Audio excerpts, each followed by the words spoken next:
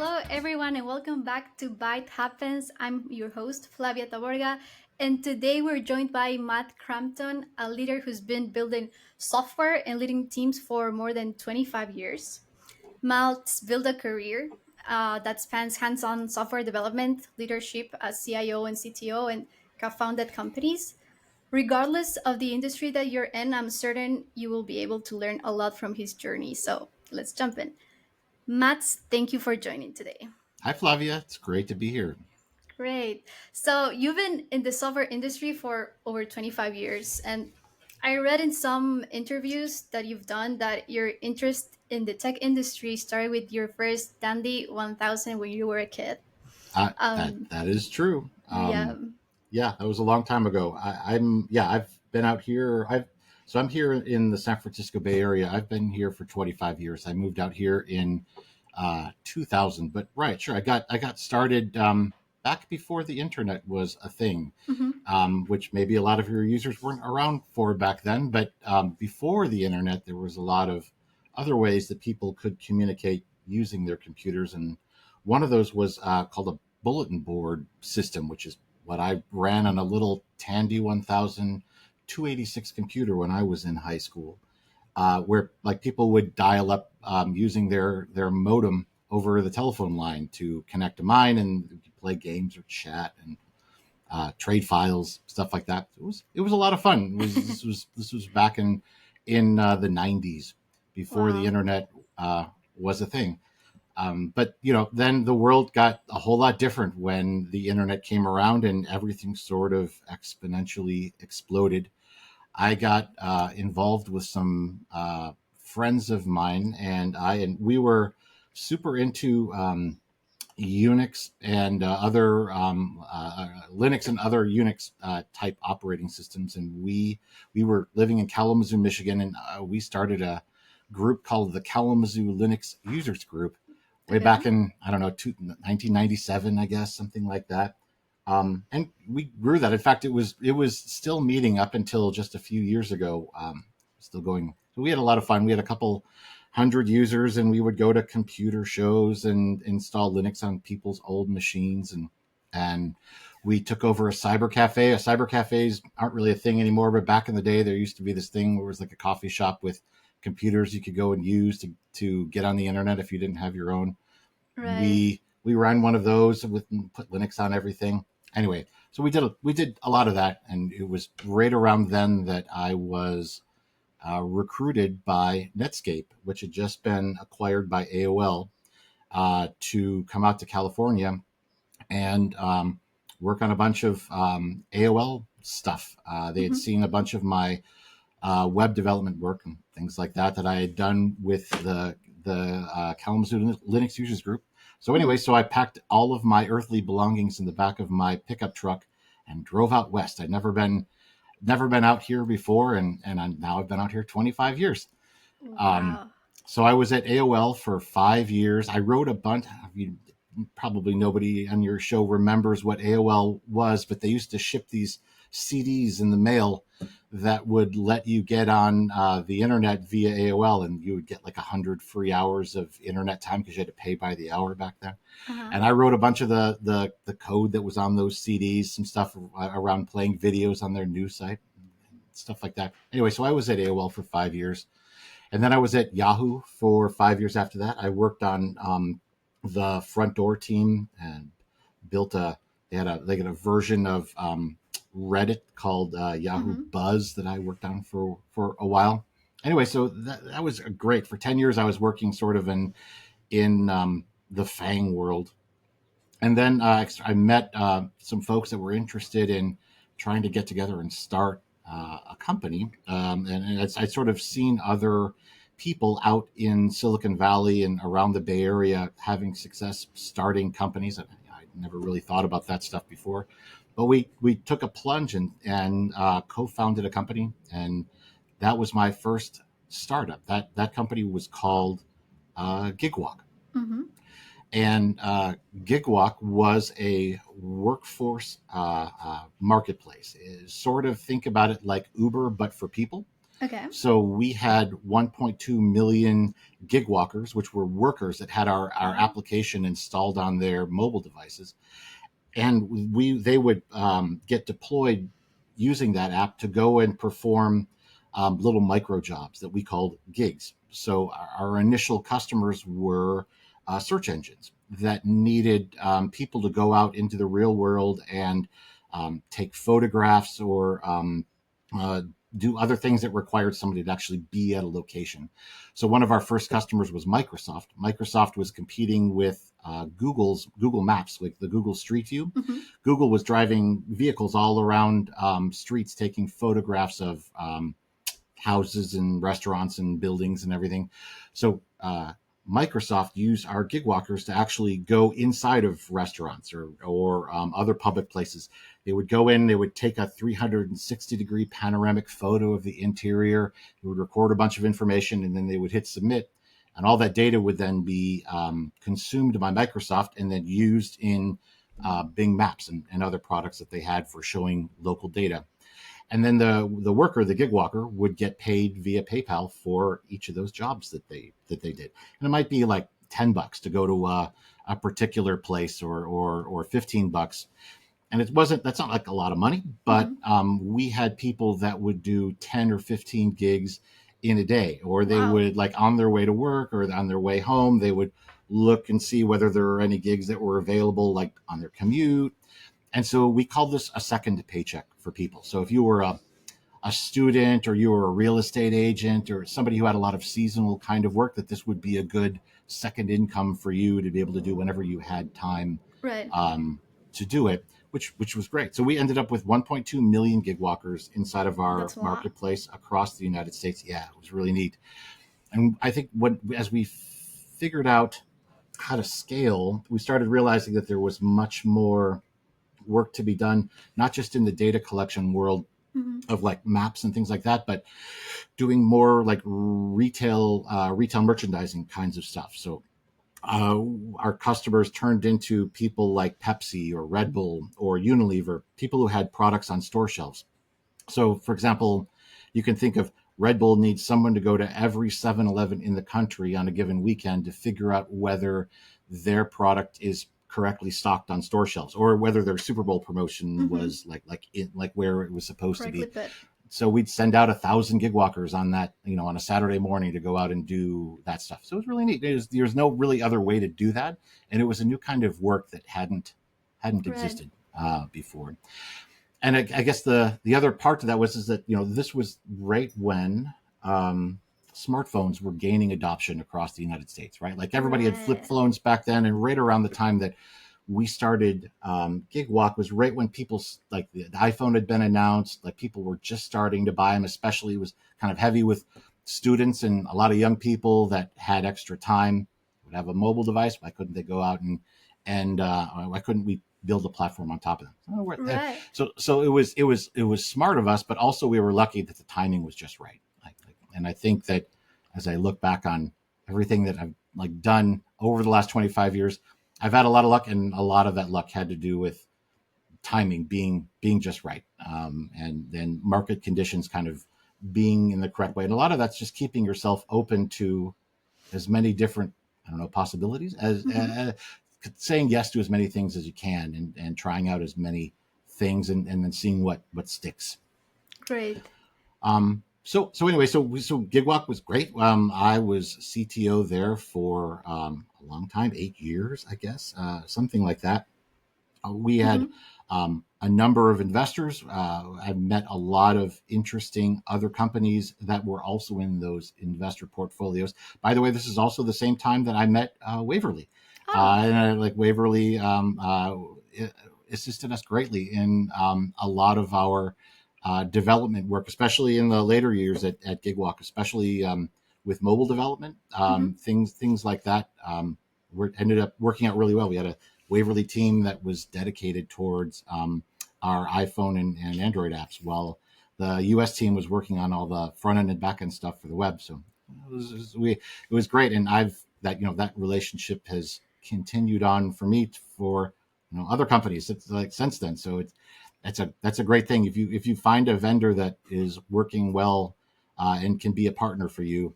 You stick with them. They're like, because you've got good relationships there. You can keep them up, and it's something that's worked out very well for us.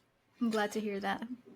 So we started GigWalk, and that's when I ended up meeting my two co-founders for the next company, Hmm. which was Headnote. So I met a husband and wife team, Sarah and Thornton Schaff, that had just started a company called Headnote. Sarah is a lawyer, and one of the things that she saw out in the world of legal and legal related services is that it was very hard for lawyers to collect payments from their clients in an efficient way. Hmm. Most of the industry was still running off of paper checks, and one of the reasons for that was is that there are all these very strict accounting rules that lawyers need to abide by here in the United States, especially when it has to do with trust accounting. And there's Okay. all these IOLTA accounting rules that you have to abide by in order to ensure that all of that money is being properly accounted for, that fees haven't been taken out of it, that sort of thing. And there really wasn't a good way for lawyers to accept online payments at that time.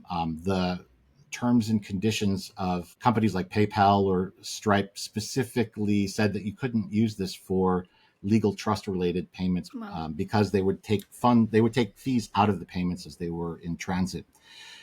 So anyway, so we partnered with some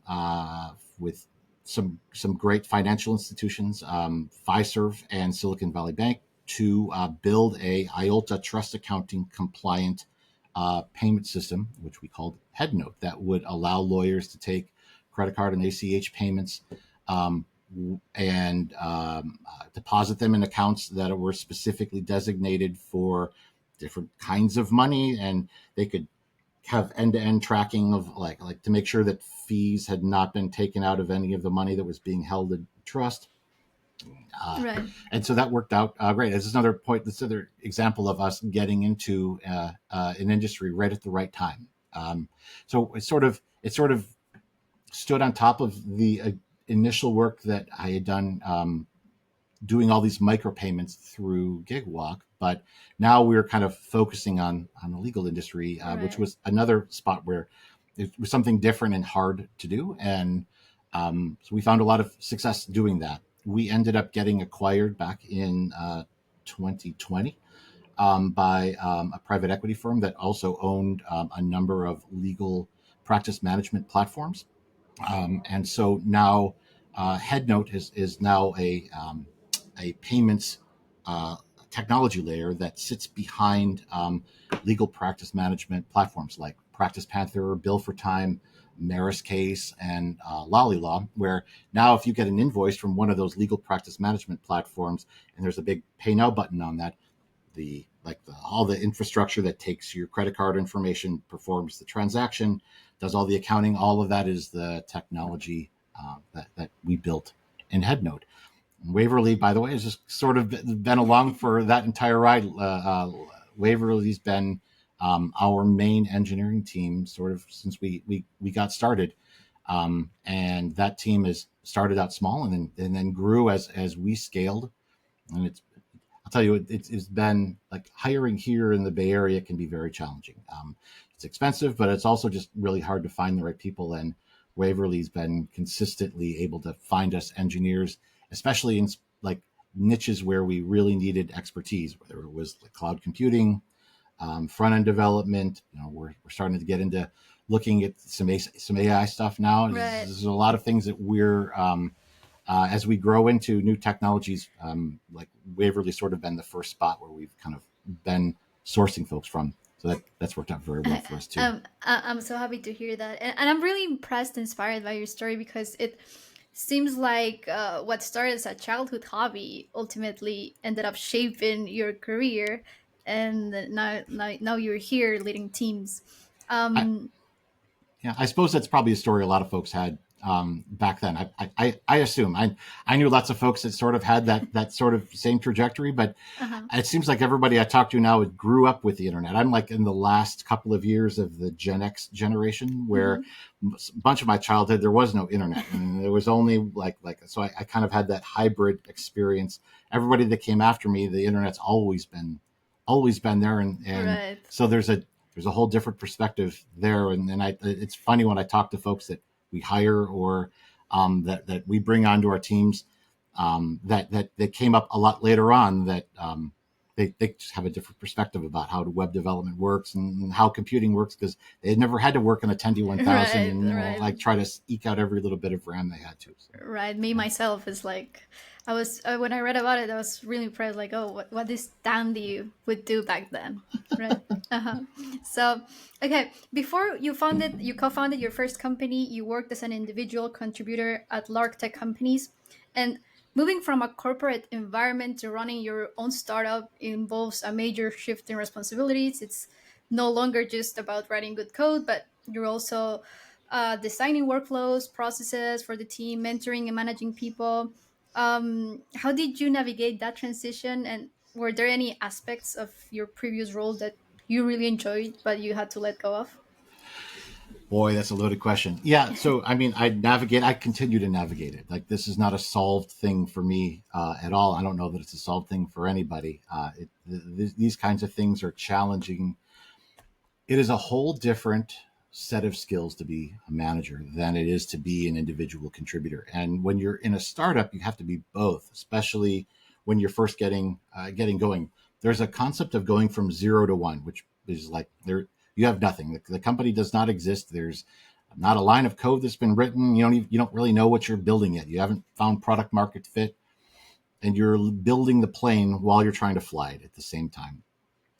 And absolutely. It takes every bit of engineering experience that you have to build a system that can be flexible enough that you can tear huge parts of it apart when you realize that something's not working and then put it together in a different way and do it fast and like not go down right when your customers are trying to work on it.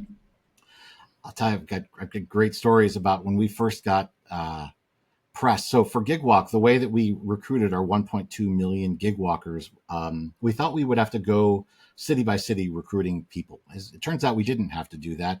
What we ended up doing that worked was we would do nationwide press. We would go on shows like CNN Money or Fox Business News and talk about making money with your Hmm. iPhone. And when you did that, as soon as that story got broadcast, immediately 100,000 people would all go and try to download your app from the App Store, and everybody would all try to sign up at the same time. And so we would have zero load on our servers, and then we would go to immensely overloaded servers that were all trying to keep up with. And it would be funny because we like all of our servers would be straining under the load, and then it would go away, and then 1 hour later it would happen again, and then an hour later it would happen again. And we realized it was because every time zone had a 6 o'clock news cycle, and everybody was seeing the news article at their like dinner time zone. So like every time zone, it would be another time zone in the U.S. that would be spamming it. So trying to go from zero scale up to nationwide press, like press release kind of stuff, was something that I hadn't had to deal with before. This was Right. when I was working at AOL or at Yahoo. I was part of a team. We had lots of load there, but a lot of that was we had huge operations teams. We had huge engineering teams where everybody was kind of more siloed into being really good at one specific area that they had to work on. It's not the case when you're a startup. You are the whole show. And so Right. all of those things, if you didn't work on that before, this is now all of a sudden you need to be an expert at 10 things that you didn't used to be an expert in. And that's just on engineering. Right. Then once you start needing to scale, like you are out of capacity. There's not another hour in the day that you could eke out of your existence to work on this. Then you need to start scaling. That means you start hiring people. You start finding figuring out where you have gaps and you need people to come in and help. And Hmm. then at some point as an individual contributor moving into a management role, you come to this inflection point where, or you are forced to come to an inflection point. You don't get there voluntarily. You realize that you can't do the work and do the management at the same time. There's no way. You can't do coding and manage people past a certain point. Maybe one or two, but when you've got 3, 4, 5 people that are reporting into you that all have questions and need guidance, and all, you become a bottleneck yourself if you're also trying to Right. do code. I had a really hard time with it. I still have a hard time with that. This is still a thing that grinds on me.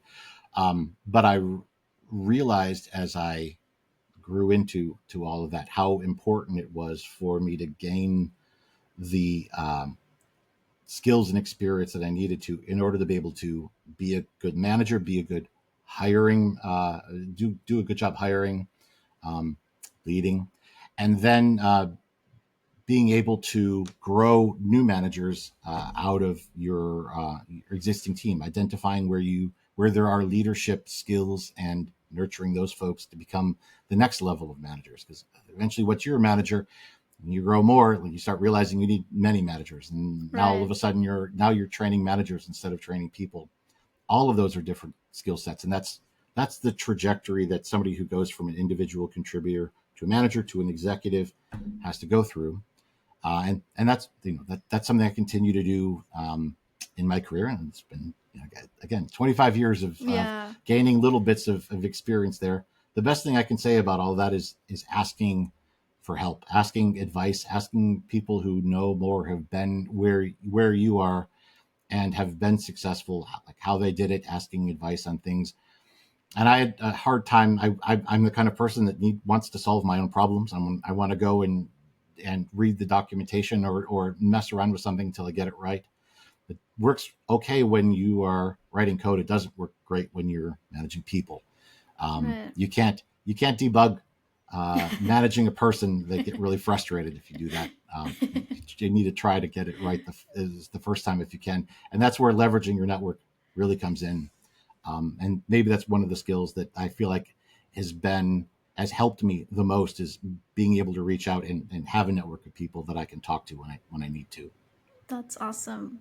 And this brings me to my next question. Mhm. Sometimes in conversations with candidates, I notice a gap between the problems they want to work on, which are the most interesting technical challenges, and the company's actual business needs. Hmm. Do you think highly technical professionals should seek out managerial responsibilities to maybe broaden this perspective on what's most impactful to the business? More of the business perspective, that not everything is Okay. just like the technical complexity of the I, project. I guess the thing that comes to mind when you ask me a question like that is that there are a lot of engineers that um, are amazing engineers but would not make good managers. That the skill sets that are involved in being a manager are very different from those of being an engineer, and there's no reason why an engineer should go into management if that's not the kind of thing that they want to do. And there are definitely companies that are out there that moving from an individual contributor in an engineering organization to a manager is the way to Right. progress. Like, in other words, that's how you're going to, like, you can't move beyond the salary range if you don't go into management, or you're not going to get the same kind of prestige or ability to influence decisions inside of the company unless you go into management. And that's a mistake. And I'm sorry that is the way that it is. It is a relic of the way that the Yeah. the industrial complex of everything that is in capitalism has just been going since for 100 years. But it doesn't. It's not right. There are engineers like are amazing. There are engineers that are amazing engineers and should just continue doing that and not have to deal with managing people, but should still be able to progress in both salary and also influence inside of the company along a track that's like that. And then there are people that would rather get into managing people, and there's easy ways to figure that out. Like, if you just sit down with somebody and say, like when if they're expressing an interest to get into management, one of the first things you can say to them is so just imagine like imagine you are a manager and you're like waking up in the morning and your job for the day is either to sit down and write 3 or 4 fixes to bugs and implement this new feature in our code, or you need to sit down and have 5 one-on-ones with direct reports that you've got and go through like what their roadmap is of work that they need to do and give them feedback. Which of those sound more exciting to you? And there are some people that will pick one, some people will pick the other. I haven't really found anybody who feels like it's Both. that they would rather that they could do both. And I think that people don't think about it that way.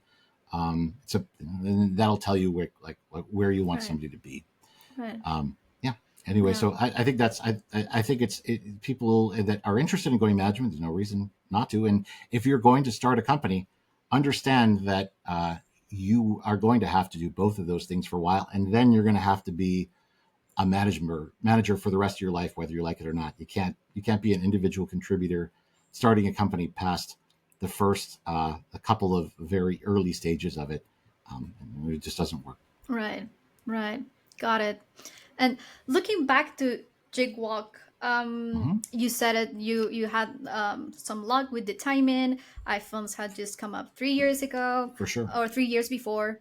But looking from the gig walkers that you call them, do you think people have always wanted this type of flexible on-demand work, but it just felt out of reach, and now they had the opportunity with GigWalk?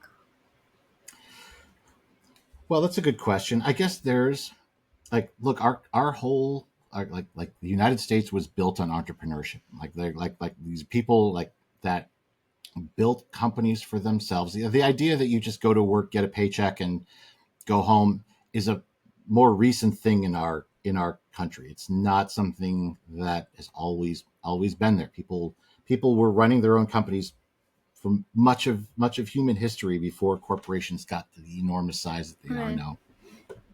That's a scary thing.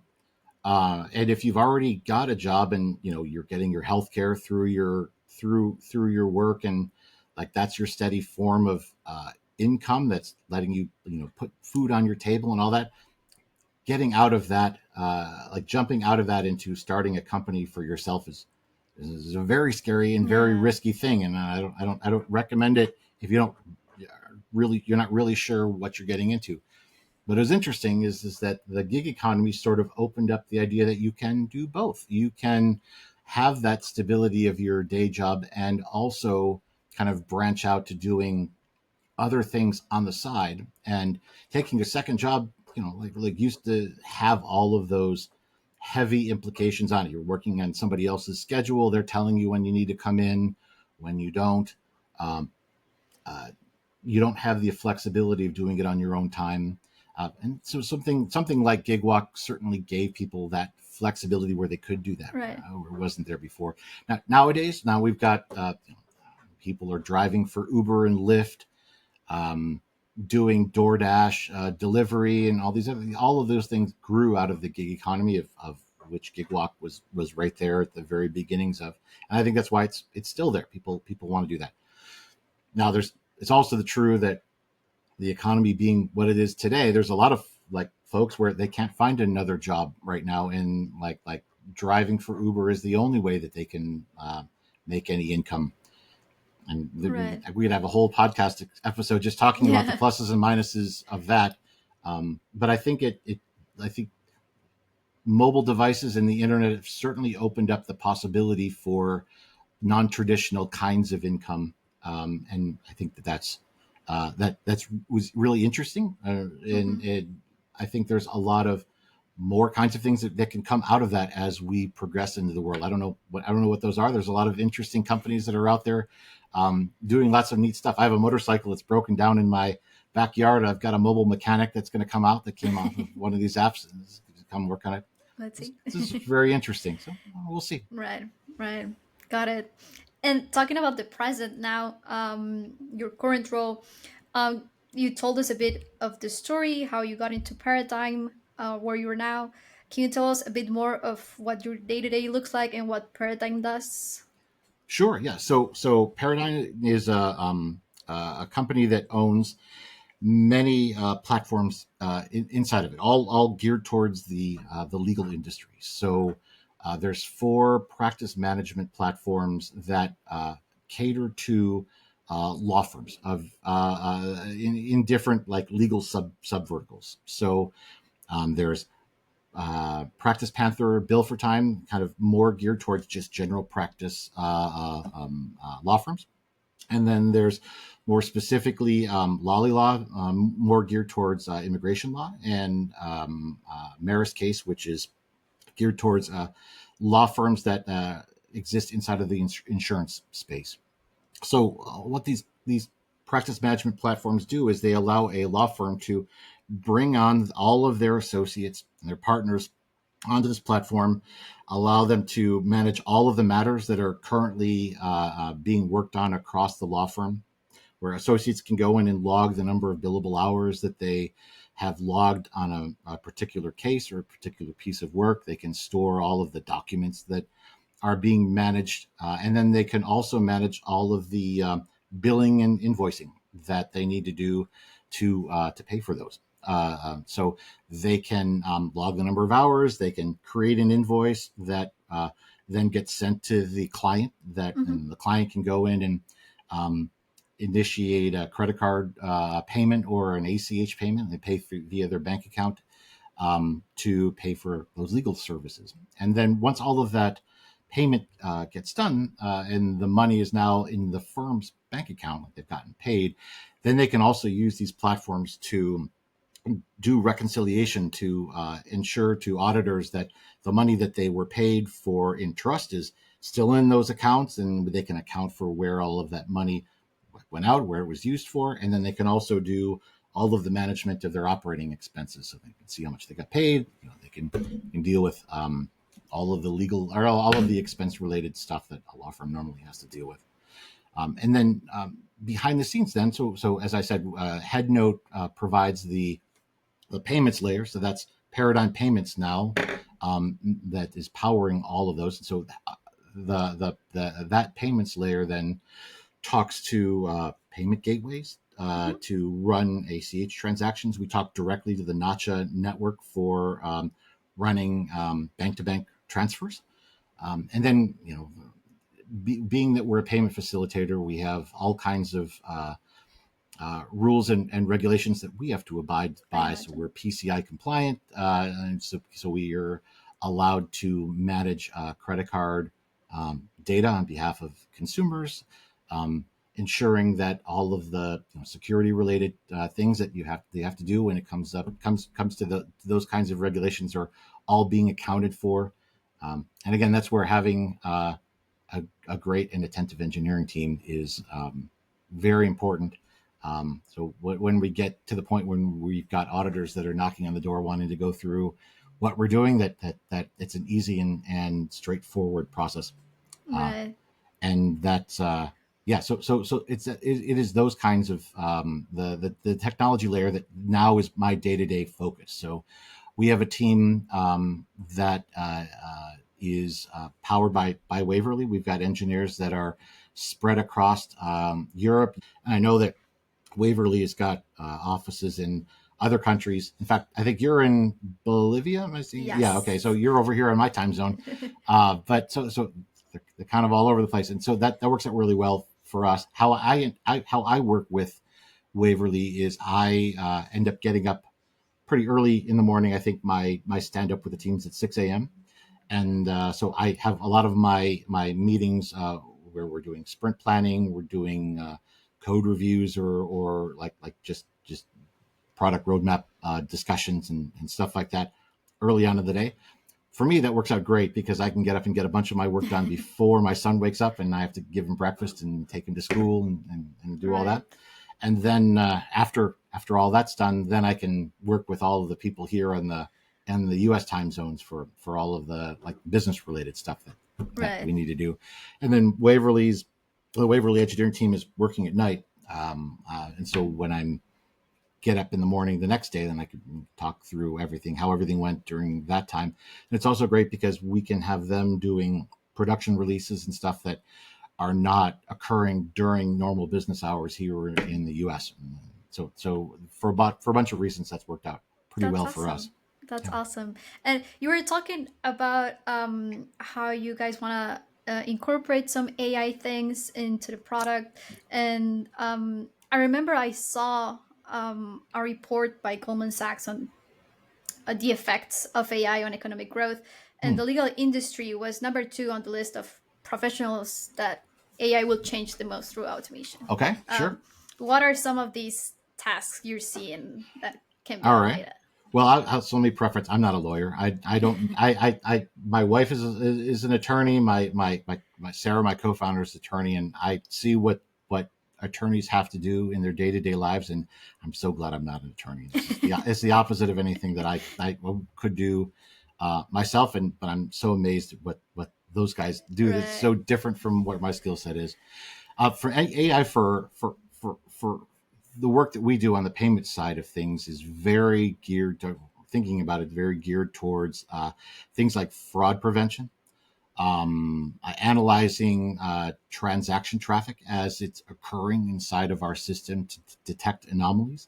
We have an enormous rules engine that gets applied to every transaction that runs through our system to decide whether anything looks out of the ordinary. So if we detect that one of our customers is transacting in some weird way, they have lots of failed payments, or we detect like something that we think might be fraudulent, we can flag that, we can stop payments and alert our compliance team to go and like have a human take a closer look at what's going on. And I think one of the things that we've learned just from an operations point of view is that you can, when you have a small amount of traffic, you can have humans watching everything. But as you get bigger, you can't scale a human workforce past a Right. certain amount. You need to have tools and automation and technology to deal with that. And what we started doing initially was building simple rules that would just catch the low hanging fruit of stuff that we knew was a problem. What's happened now is that um, scammers and bad actors are started using AI to do things like creating fake driver's licenses and Oh my god. IDs and fake checks and fake bank statements. These kinds of things that we analyze when we're considering bringing on a new customer. We go through this whole there's a process called Know Your Customer, or KYC, and this is everything that our compliance team has to go through to ensure that you're a legitimate company, you're a legitimate law firm, that you're authorized to practice law in the United States, in whatever state you happen to be in. We ensure that you're in good standing with the state bar in whatever state you're practicing in. All of these things that we do are sort of like table stakes, but then as scammers start to get more sophisticated, we have to get more sophisticated, Right. and AI is turned into a begrudgingly large part of that as we go. And whether that's something that we're building homegrown, or it's whether we're utilizing things that third party vendors provide, it is an arms race between us and them on who's going to detect it or who's going to get fooled first. And there's real money to be had there, right? Like Right. one fraud event can cost tens, hundreds of thousands of dollars if executed well. And so and I see what we do. We're in a very narrow space in the payments world. I can't even imagine what the larger companies like Stripe and PayPal and Braintree have to go through as far as the amount of fraudulent traffic they have to deal with. It's mind-boggling, and Yeah. that's just going to continue. It's going to continue exponentially on both sides of those. Yeah, it's crazy how quickly this AI movement it's going, and tech moves really fast. Yeah, So it does. yeah. Yeah. And how do you personally keep learning and stay up to date with Oh my current gosh, trends? it's so hard. Boy, it's so hard. A lot of the things that I have to focus on are the things that are required to do the work that I do. Right? Like I wish that I had more time to spend on more esoteric pursuits or other like I've got all these coding projects that I would love to be working on right now, but honestly, the amount of things that you still have to keep on top of as an engineering leader, like you have to prioritize the stuff that is required for your team to function and to be moving forward. So a lot of the things that I focus on today are payments related, Right. but I think that what there's a lot of interesting things when it comes to the payments world. I talked about fraud and some of that stuff, but one of the other things that I think we've realized as we've grown as well is that there's lots of optimizations to be had in payments, the payments world as well. When you run a credit card transaction, there's a fee that is involved in running that transaction. It gets paid to the card brand or gets paid to the issuer. And when you run an ACH, a bank-to-bank transaction, that costs money. How can you optimize those? How can you batch those together? Like, are there certain times of day when costs are one thing versus another? And I think we've done a lot of work in the payments, in the legal payments world on optimizing our our costs as far as that goes. And I think there's a lot more interesting things that you can do there. And so I think a lot of my time has been focused on trying to figure out how can we what are innovations we can do there, and Right. what tools are there that are out there that can help us down that road. And I think if you think about where your goals are, that you have to get to, and then looking across the industry to see what's everybody else using, what are things that people are finding success with, that's where you can start zeroing in on things that you can be experimenting with that are also moving you towards your goal, um, rather than just getting stuck using the same tools that you've always been. And I think Right. it's also true that like that's also a great way to keep your team excited and interested as well. I think one of the things that we do at Headnote is we try to get some time allocated as much as we can for the engineers that are working on our product to take some time and spend it doing investigative work on new technologies, new services that are out there, or new ways of doing things that maybe didn't exist when we first started Right. building something that would improve, make us more efficient, have a better bottom line, or make us more stable, or prevent fraud. Some of the things that we were just talking about.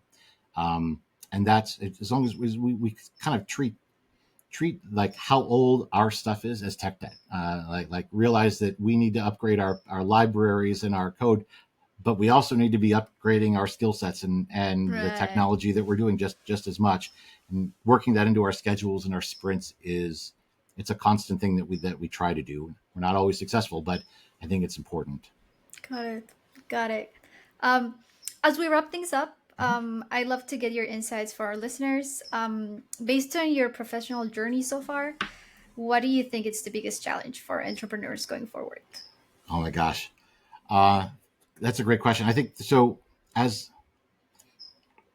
there's this concept of product market fit. And when you are an engineer, like you're working on a piece of code, it's not working exactly right. There's a bug in it. You start tweaking one thing at a time until you see that it fixes what the problem is. And you take a very scientific approach. This didn't work. Okay, we're going to try this. We're going to try this until we get there. We see what the result is. And one of the things that you learn when you're an engineer is you don't assume you know what the problem is. Don't fall in love with the idea that this was the right that this is what the problem is until you've tested it to see whether it was right or not. And early on in my startup journey, I certainly ran into the case where I really wanted something to be true. I really wanted like this idea that I had to be the right thing. Okay. And but what I learned is that the way that you figure that out is you use a scientific approach. You like figure out what is the most critical thing to learn about that, and then test it out. Like, would somebody buy that? In the case of GigWalk, it was the idea that if we were to collect a piece of mapping data, could we like actually like sign a deal with Microsoft or somebody that would Right. actually like pay money for that? Would they actually pay money for it? And we thought they would. They said lots of good things. But when we got a check, we actually wrote something down that we could deposit in our bank account. All right, now we know that there is something there, and we know that if they will pay for it, there'll be three other people out there that can pay for it. Now we're going to try that, and let's see how can we expand that. And it wasn't until then that we realized that all right, maybe there's an under industry we could do and kind of expand those. And so for a startup, somebody just starting a company, trying to figure out like what is the product going to be, like what's the right fit for in this market. It's about experimentation. It's about figuring out what the smallest amount of work is that you can do to prove something and decide whether that actually is something that's going to be compelling or right or is going to work, and then build on top of that. What's the next thing and the next thing, and keep iterating until you find something, and don't stop. You're going to be experimenting forever, and so be comfortable. Be comfortable with that. Don't fall in love with any one idea. Keep going till you find something. That's pretty insightful, because yes, maybe sometimes we can just limit ourselves to one idea that needs to work, right? But Sure, maybe it's absolutely. not what the market needs. Great. Okay, Matt, this has been a fantastic conversation. Thanks for sharing your experiences and also lessons that go beyond tech. For our audience, where can they learn more about you? So I'm on LinkedIn. You can find me at mattcrampton.com, I've got all my stuff in there, and I post infrequently, but there's a lot of stuff from my past in there, and you can see some of my other interviews. So please reach out if anybody wants to say hi. I love talking to folks. Great. Once again, thank you for joining us today.